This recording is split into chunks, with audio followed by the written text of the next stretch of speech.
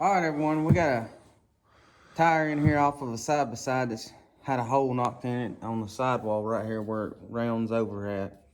And we're going to go through the steps today showing you how to cold vulcanize this thing. Now, this cold vulcanizing can be done to any ATV, UTV tire, or for any off-road vehicle. I do not recommend doing this for any highway vehicle. All right, guys, first thing you're going to do is, as you can tell right here, where this tear is at, it's got a sharp point of it up here to where the tear is going, and also down at the bottom here. And what you're going to do is you're going to want to stop this sharp point. You're going to want to round it. So what I like to do is take and put a hole right here with a drill bit, just right above it, and the same way on the bottom side to stop the tear, so it has nowhere else to go because it's rounded over. And then we're going to take and kind of cut this out just a little bit, so we allow our compound to be pushed down in there and fold over on the back side. And then we'll rough up the inside and outside of this tire on the lugs and down here on the flat.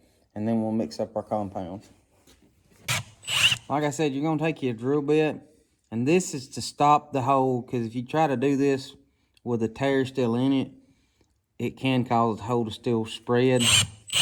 And you pick your drill bit by the size of whatever hole you're trying to patch.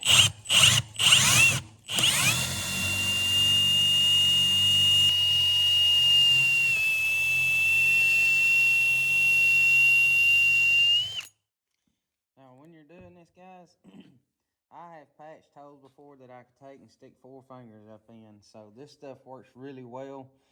The key to it is the prep work. I have seen it done where if somebody did not prep it right, it still works good. But if you're wanting something to hold good and everything, it's best to prep it the right way. Now we're gonna come in here and cut this rubber back just a little bit so we can get our compound down in there to flare it out like I was talking about. But as you can see, we've rounded this over on both ends, so this crack is stopped. Now we just gotta cut this out and then rough it up. Now guys, I'm using a razor knife. Depending on what kind of tire you're trying to fix, you can use a side grinder if you have to, because some tires got steel belts in it. But like I said, just whatever you're needing to do to get your hole cut out. I have patched holes that are a lot bigger than this, and that's why I only recommend doing this for off-road applications, not highway use.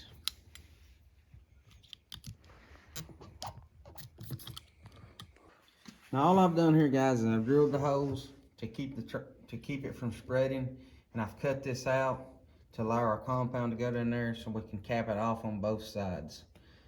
And what we're going to do next is take our side grinder and grind this right here down a little bit to where our compound has something good to bond to.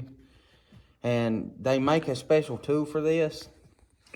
I know everybody probably don't have access to that, so I'm just going to use a regular grinder with a polishing wheel on it.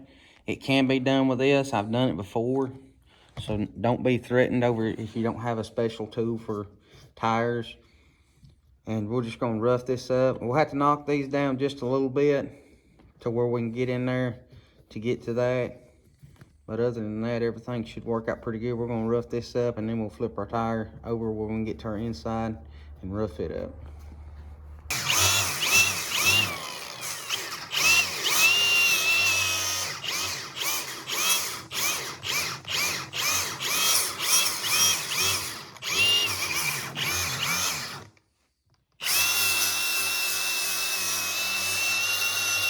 All right, guys, we got this side ready to go. This right here's what it looks like after you get it kind of grinded down and stuff. You just want to kind of go back. I take a wire brush to go back over it and kind of wipe all the rubber that rolls up and stuff off of it. And when I get done with the other side, I'll take and wipe it down a little bit with some carpet cleaner or something just to kind of make sure everything's as clean as I can get it. And then we'll get ready to put our primer on.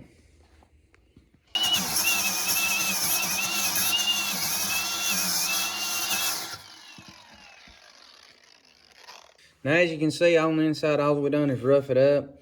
We're going to go back through with a wire brush to knock some of this loose stuff off, and then wipe it down, clean it up, and get ready to prime it.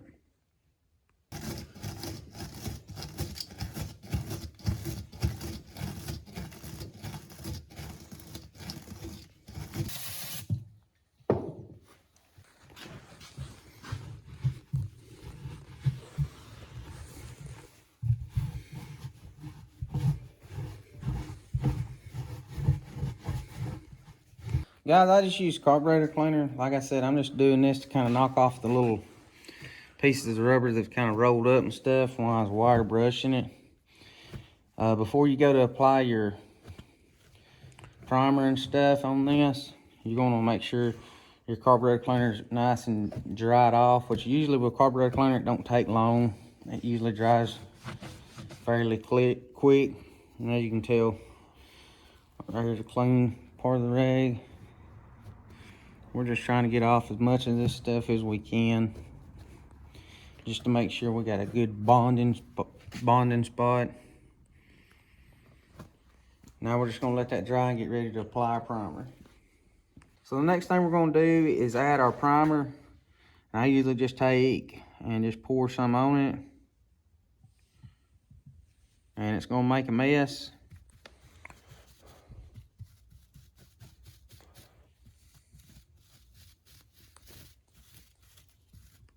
And it's okay that this stuff makes a little bit of a mess, and it takes just a second to do all this stuff, but in the long run, a tire like this is gonna cost you $250 plus shipping to get it to you. So this here is a money saver in the long run, because if you do a lot of rock crawling and stuff like that with your razors and four-wheelers and things like that, then this is something that's more likely gonna happen, and it's gonna happen more than once.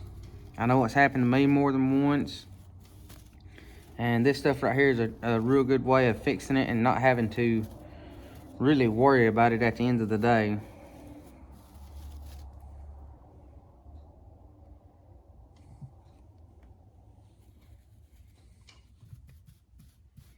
Now guys, you're wanting the whole area that you're gonna spread your compound out on to be coated. And down in this crack here where the compound's gonna be, you want it to be coated. And you can see it's already starting to become tacky. So right there, we got a good base on this. So now what we're gonna do is I'm gonna flip this over and do the inside. Of course, now this is sticky. When I flip it over, I'm gonna flip it over to where my tire's not sitting on the table, so no trash can get onto this.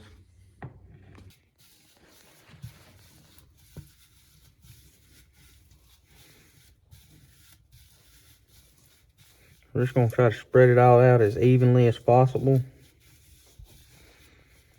Like I said, make sure it gets down in there where the compound's gonna go, and where it's gonna be sticking out on this side. And now it's time to just let this dry, and we get ready to mix up our compound. So while your glue's drying, the next step you're gonna wanna do is to get out your two compounds. This stuff's kind of like other stuff where you have to mix two composites together to make it work, to make it react. What you're gonna wanna do is you get both of these, you get a A and a B, so to speak. And I kind of just, look at, how big my hoe is and kind of guesstimate about how much I'm gonna have. Use the same amount of each one while this is drying, and that's done pretty much dry. You're gonna cut each one of these off. I usually measure it out just like I showed y'all right there. And then take both these. Now you wanna make sure this stuff is pretty much above freezing for it to work very well.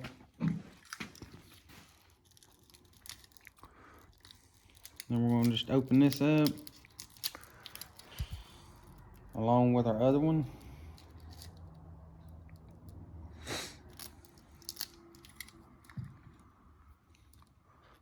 All right, guys, when you get them both out, as you can see, this stuff sticks to you like crazy. And what you're going to do is just start mixing it together. And whenever it starts bonding and creating the compound that it's supposed to make, this stuff will start peeling itself off of your hands. And you'll actually be able to clean up your hands with this. So you're just gonna keep mixing it and mixing it together until it starts doing that. And once it starts pulling itself off your hands and making just one big old ball then it is ready to apply to your tire. Now this stuff, guys, they make several different kits of this. I believe this kit right here is like and the one I'll have in my description will be like the $109 kit. But as you can see, we still have all this left over. This right here is going to do several tires. And like I said, you know, this tire right here is a $250 something tire if you go buy it. So, not counting your shipping. And like I told y'all before, I run a shop and stuff. So usually, if a customer comes in, I have to vulcanize a tire for somebody. Usually it's 50 to 60 bucks, depending on how big the hole is, for me to do this. So usually by the time I do 2 of these, it pays for my stuff. And, you know, and it also saves the person money to keep them from having to buy a new tire. So we're just going to keep mixing this stuff up. It does take a second. You will have to just keep doing what you see me doing right here. And eventually it will start pulling itself off of your hands and forming into a nice ball. And then we can get ready to apply it to our tire.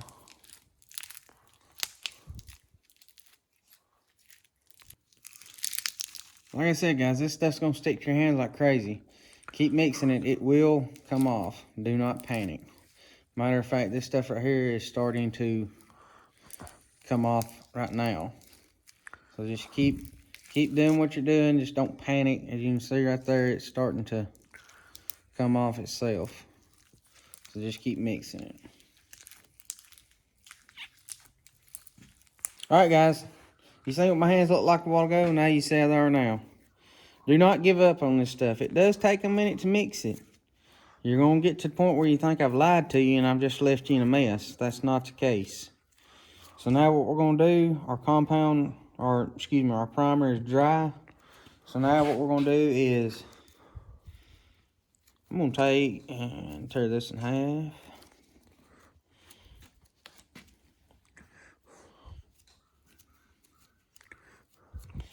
And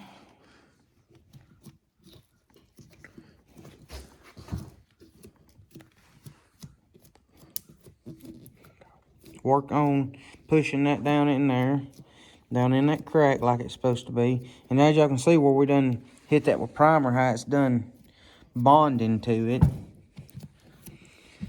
Just gonna work that down in that crack good.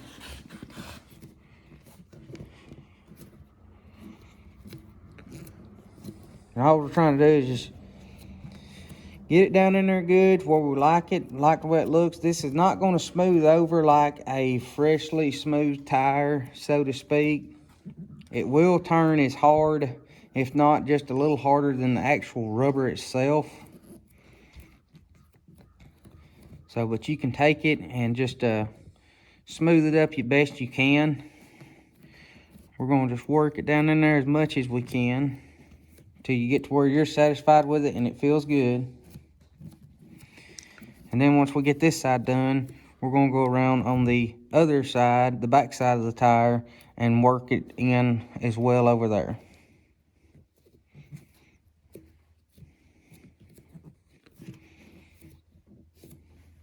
Now, what it's done, guys, since we have pushed it through here, it has came out, and all I'm doing is taking and pushing it over, spreading it out to where it caps itself.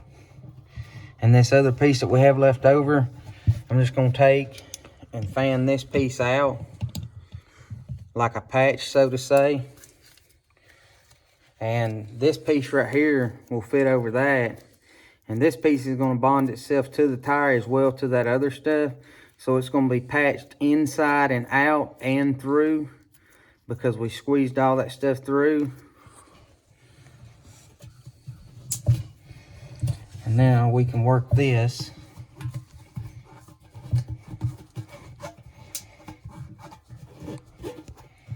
And with the rest of that stuff as well into the tire. Push it around. This bonds to the tire.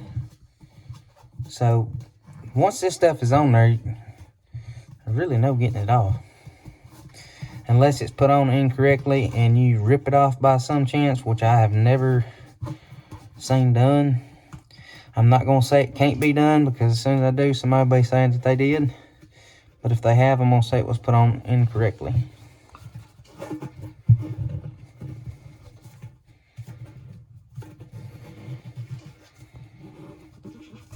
Alright guys, so this is what the inside of our tire looks like once we get everything spread out.